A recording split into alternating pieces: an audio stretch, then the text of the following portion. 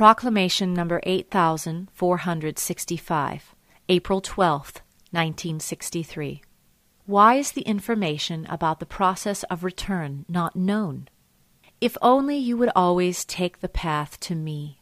you would be helped in every adversary and distress, be it spiritually or earthly. You would be looked after such that it will benefit your soul, for only pure truth is beneficial. I have not imposed any restrictions on you, and if you want to increase your spiritual knowledge, I shall always be willing to instruct you. You want to know why information is revealed to you now of which you have had little or no knowledge so far. I want to give you the reason for this. Time and again, there have been people whose spiritual state enabled them to be introduced to the most profound mysteries of creation, and who thus also knew about the very first beginning of creation, but the apostasy from me and about my external plan of salvation. But such knowledge could never be passed on to other people as long as their state of maturity was lower than those who had received it from me. Its profundity would never have been understood, and had people merely adopted it literally, their intellect would have caused them to reject it as the fantasy of a dreamer, since an unenlightened spirit would not have been able to grasp it. And so, at the time of my life on earth, people still had a very low spiritual level too, because they were still completely under the control of my adversary, who had been the cause of the immense spiritual darkness. Consequently, there were only a few people whom I could instruct about such mysteries of creation, and even they had difficulty in understanding it because they were still burdened by the original sin, and this meant that their power of perception was inadequate. They certainly questioned me time and again, but I could only refer them to the enlightenment of their spirit after my crucifixion, after the act of salvation, which lifted the dense darkness from those who loved me. Hence they gradually came to understand what I had taught them, but they would not have been able to pass the knowledge on for the very reason that their fellow human beings, whose spirit was not yet awakened, would not have been able to comprehend it,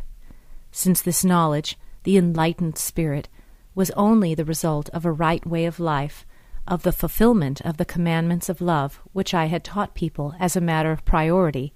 People first had to be motivated to fulfill my commandments of love. Furthermore, you should also know that I gave my disciples the task of writing everything down for future generations, for even they were still unable to understand the most profound wisdom, and therefore only adhered to my instruction to proclaim what I had said to the people who followed me, who regarded me as a prophet and expected miracles or the healing of their every affliction from me, who drew comfort and strength from my words, and whose faith in the one and only God I was able to strengthen because they were of good will. But there were only a few who wanted to learn more, and they were more motivated by their intellect than their heart to ask about things which only I was able to answer. They certainly accepted the explanations, but they did not leave a deeper impression on them apart from a few whose hearts were very willing to love, and who recognized me as their God and Creator. The fact that they were initiated by me and very happy about such knowledge need not be mentioned, but it always just remained pleasing spiritual knowledge for those followers whom I instructed myself. However, it did not get passed on to their fellow human beings or their descendants, since they were unable to understand it, and therefore such discussions were not mentioned by my disciples either. Besides, such knowledge about the very first being and ultimate goal of all creation was not necessary for people, and indeed not always beneficial. Had they been informed of it as dogma, it could have, to some extent, compelled people's will, who, if they had faith, would have considered their development until the human stage with a shudder, and would have felt unfree or unable to muster love for a God whose plan would have been totally incomprehensible to them. But where it was possible for me to transmit divine revelations to earth, this knowledge was given to people as well. And the proximity of the end explains why clear information about this is always given, because people cannot be reminded strongly enough of their responsibility now, for the act of a new banishment is at stake, which only takes place at the end of a period of salvation and is extremely significant for all ascending souls. Prior to this, souls who had failed to reach maturity on earth still had the opportunity in the kingdom of the beyond to reach full maturity. But at the end of a period of salvation, this opportunity no longer exists. Then the most appalling event occurs whereby the souls will be disintegrated into individual particles and be banished into hard matter again.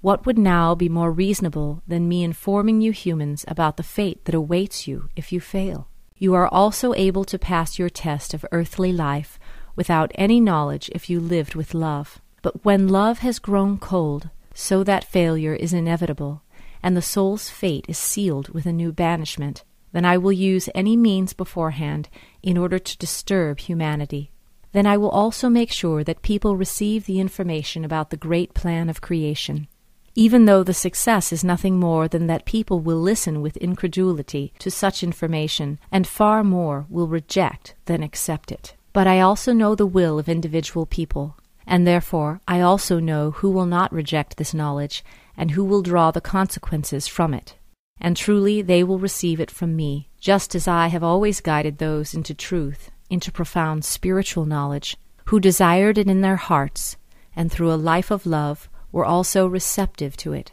For you should also recognize a God of love, wisdom, and might in every happening that you experience, and you should trust me and always call upon my help, because the hardship will still be considerable before the end, yet anyone who perseveres